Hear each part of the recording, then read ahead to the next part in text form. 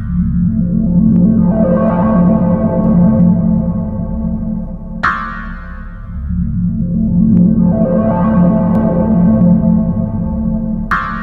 back, everybody. It's Joseph here with another review of Penny Dreadful City of Angels, Episode 9, entitled Sing, Sing, Sing.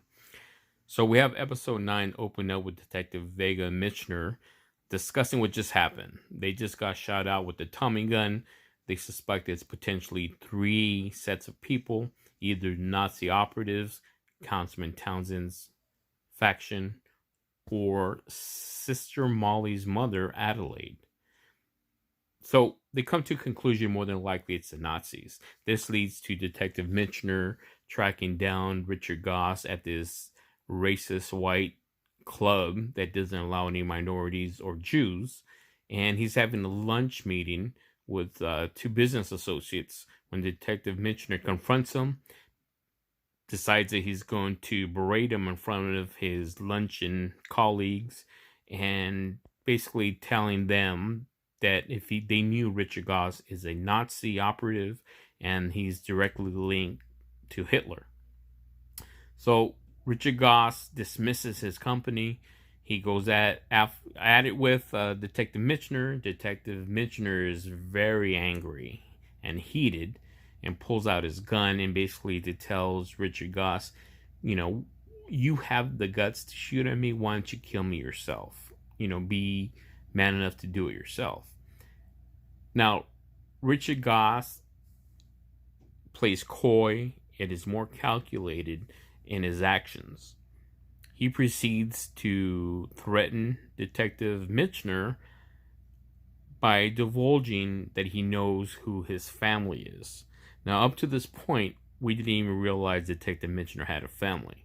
He proceeds to tell him about his daughter in New Jersey with 6 kids and his estranged son in Glendale. This takes Detective Michener by surprise. He leaves and proceeds to meet up with Benny Berman, the LA Jewish gangster with a lot of pull in the city, and he's played by Brad Garrett. This meeting leads to them deciding to go pick up Brian because they realize Brian's not safe hiding out at Detective Michener's friend's house, who's the old woman who helps out Detective Michener do recon work. Now, right before they pulled up, we see a point of view shot through the kitchen window, and then we realize that it's Kurt who's watching the old woman and Brian play a table game. He pulls out his gun and silencer in an attempt to assassinate one of them, more than likely the old woman, because they still need Brian to build them that engine for their bombs. Right when he's going to pull the trigger, Brad Garrett shows up with his gangster buddies. They take out Brian out of the home, take him to a secluded place. Now, while this is going on, you have Detective Michener tasked with escorting Diego. Now, if you remember, Diego was framed for the killing of Officer Riley. We know that Mateo killed Officer Riley. Diego was caught. It was a political arrest to send a message that, yeah, we found the killers of the Hazlitt case, and they're pinning that on the Belvedere community, the Belvedere Heights community, which, as we know, are Mexican Americans. Now, on that way to transport Diego to prison, they're distracted and taken off the beaten path and what turns out to be the community of Belvedere Heights. In the center of town, they pull over, they handcuff and ambush Detective Michener and forcibly remove and drag out Diego from the paddy wagon while Detective Michener is looking on in disbelief when we have the racist LAPD officers put a noose around Diego's neck, proceed to hang him in the center of Belvedere Heights, and you see them stringing him up this lamppost while Detective Michener looks on in horror, and he's forced to see the racist cops kill Diego and their sense of justice.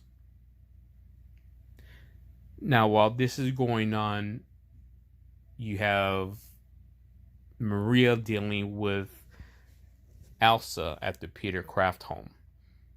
She continues to berate Maria and tries to find ways to put her down, and she spills things on purpose so that Maria has to get on her knees and clean the mess that she's made, while Elsa delivers messages to Maria. Maria doesn't take the bait, but is very cautious in the words that she says. But Maria knows that there's something going on. Now, while this is going on, you have Detective Vega spending more time with Sister Molly. They decide after some conversation that they want to take their romance publicly. And though they're concerned about that, they move forward with the idea of being a couple. Detective Vega decides that he's going to take her to the Crimson Club and show him his neck of the woods, show him the community hangout, which represents the gathering point for the Belvedere Heights community. Now, that same discussion is similarly mimicked by Maria and her son Raul, who sees Maria tired of dealing with the nonsense with the Peter Craft home. He tells her, let's get away from everything. Let's go down to the Crimson Club, watch and hear some music, have a drink. Now, while that is being played out, you also have Councilman Townsend distraught because he realizes Beverly is going to have him recalled. In one last desperate move, he decides to reach out to his estranged father. While he goes and sees his father treats him not as a son, but rather as a business associate, and gives him very little attention and gives him a few minutes to plead his case. His father rejects him, decides that he's going to berate his son, and tells his son that he's going to hitch his wagon to a winner horse and not a loser, and calls out his son and basically tells him that you're a fat loser homosexual. That scene alone describes the angst, and you see why Councilman Townsend has so much hatred for other people that are not like himself, because that's something that his father does to him.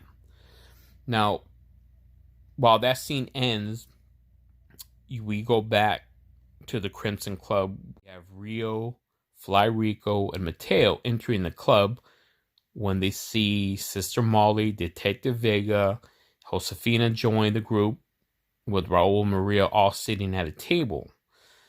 Now, though there's tension, Mateo decides that he's going to reach out to say hello to his family.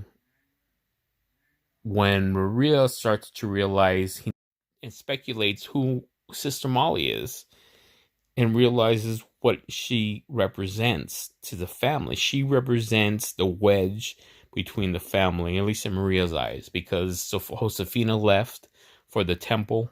Detective Vega doesn't want nothing to do with the family dynamics and is now seeing Sister Molly. That starts a domino effect of an argument.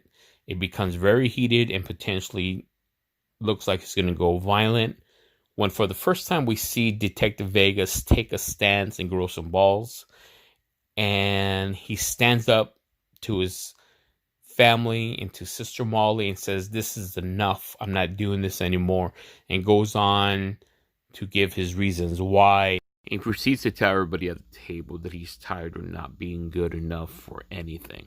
Not cop enough, not white enough, not Chicano enough, not nothing. But the one thing Detective Vega has is love, not only for his family, but for Sister Molly. This love unifies this bond and puts his family back together. With great dismay from Rio, who looks on in disbelief and can't believe that her tactics to manipulate, to divide, and to conquer this family seems to have not worked. So as we come to the conclusion of episode 9, we see Detective Vega make a strong stand for his family, and we see the operative word of love seem to conquer the evil of Rio, also known as Magda. And we see the unification of this family moving forward. As that part of this chapter closes, we still need to find out what happens in episode 10. Will Detective Mitchner successfully hunt down the Nazis? Will we be left with the cliffhanger for hopefully additional seasons of Penny Dreadful City of Angels? Don't forget to keep it here for episode 10 review, and don't forget to like and subscribe on Zenny62.